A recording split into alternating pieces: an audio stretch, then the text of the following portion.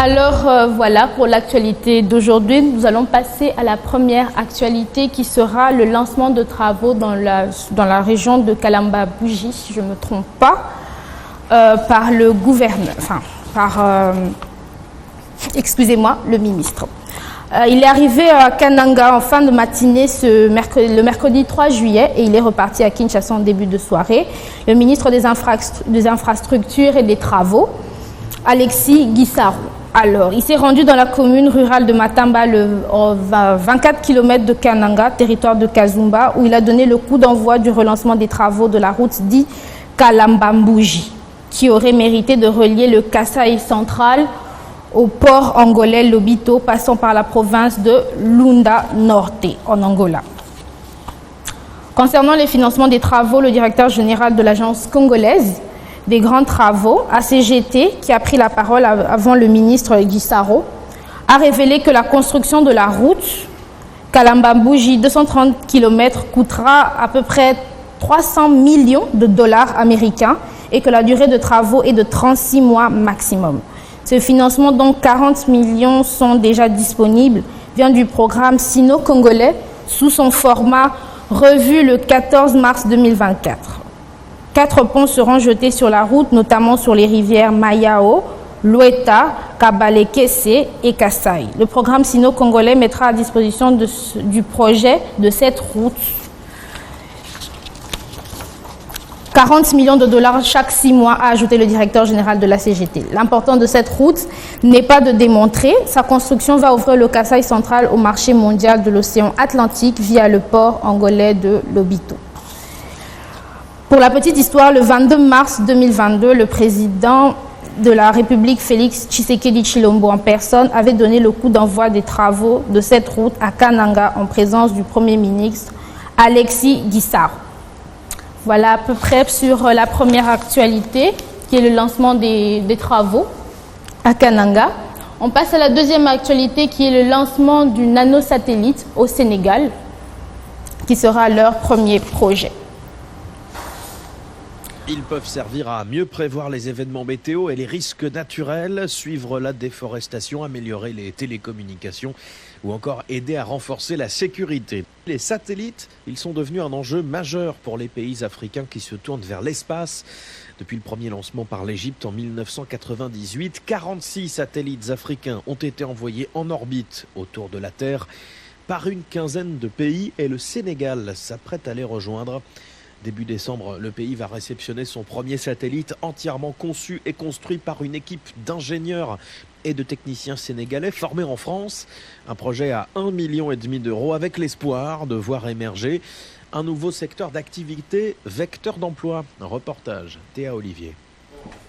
C'est au Sénégal, dans une grande salle équipée en écran et ordinateur, que se fera le suivi et le contrôle du premier satellite sénégalais.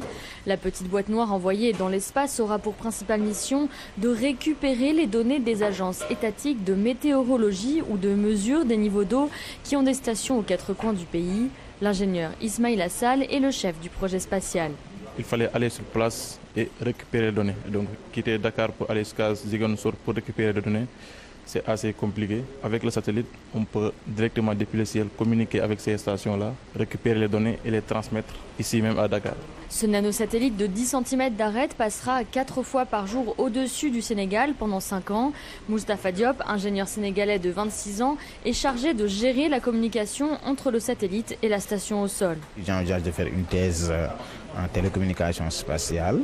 J'aimerais bien le faire en France dans les plus grands laboratoires, mais aussi revenir au Sénégal après pour déjà être enseigné, mais aussi participer sur le développement de mon pays, notamment pour cette technologie de pointe qui est à spatiale. Au total, 8 ingénieurs et 5 techniciens ont été formés au Centre spatial universitaire de Montpellier depuis 2020, le fruit d'un partenariat avec le ministère sénégalais de l'enseignement supérieur et de la recherche, coordonné par Gayen Faye. Si on a pris l'option de former les gens, c'est vraiment pour créer un secteur. Ça permettra aussi des startups qui vont se lancer dans ce domaine de pouvoir aussi, on va collaborer avec les universités surtout. Comme ça permettra de pouvoir faire le transfert de connaissances, le transfert de technologies et pourquoi pas après demain pouvoir former d'autres jeunes ici au Sénégal que ces jeunes-là pourront former. Grâce à un partenariat similaire avec le Centre spatial de Montpellier, Djibouti a lancé son premier satellite mi-novembre. D'autres pays africains pourraient suivre. Sébastien Hess, ingénieur spatial français, explique pourquoi la technologie des satellites miniatures intéresse de plus en plus. Il va y avoir des laboratoires, il va y avoir des universités, ça peut être aussi de l'industrie. Tout le monde commence à adopter de plus en plus cette technologie-là. C'est d'avoir un satellite à moindre coût, moins cher qu'un satellite de 100 ou 200 kg, qui peut éventuellement faire le même type de mission. Le premier satellite sénégalais devrait être mis en orbite au premier trimestre 2024. Ils peuvent servir à mieux prévoir les événements météo. Alors voilà le résumé en tout cas qui nous vient de nos confrères de RFI.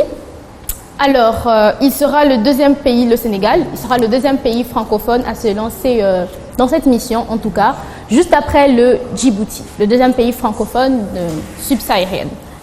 Avant ça, il y a eu l'Égypte et l'Afrique du Sud qui se sont lancés aussi en 1998 et en 1999.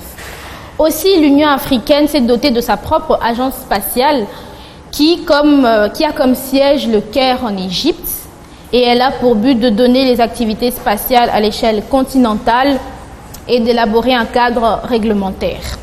Voilà à peu près, on leur souhaite bonne chance en tout cas, on espère que ça va fonctionner et ça montre aussi qu'en Afrique, on commence un peu à évoluer niveau astronomie, astrologie. Non, pas astrologie, astrologie c'est autre chose, excusez-moi. Niveau astronomie et on espère en tout cas que ça va vraiment avancer pour eux et que nous aussi on va se lancer parce que tout le monde va à la conquête de l'espace et pas nous, ça ne se fait pas. Enfin, oui, l'homme se lance à la conquête de l'espace, de la mer, de la terre. La terre, on a à peu près tout vu. Enfin, presque. Bon, c'est vaste, mais on a à peu près tout vu. La mer, ça reste encore très compliqué. Mais voilà, on espère en tout cas que nous aussi nous pourrons nous lancer dans cette conquête de l'espace et pourrons lancer nos propres satellites. Bonne chance à eux, en tout cas au Sénégal, pour leurs nanosatellites.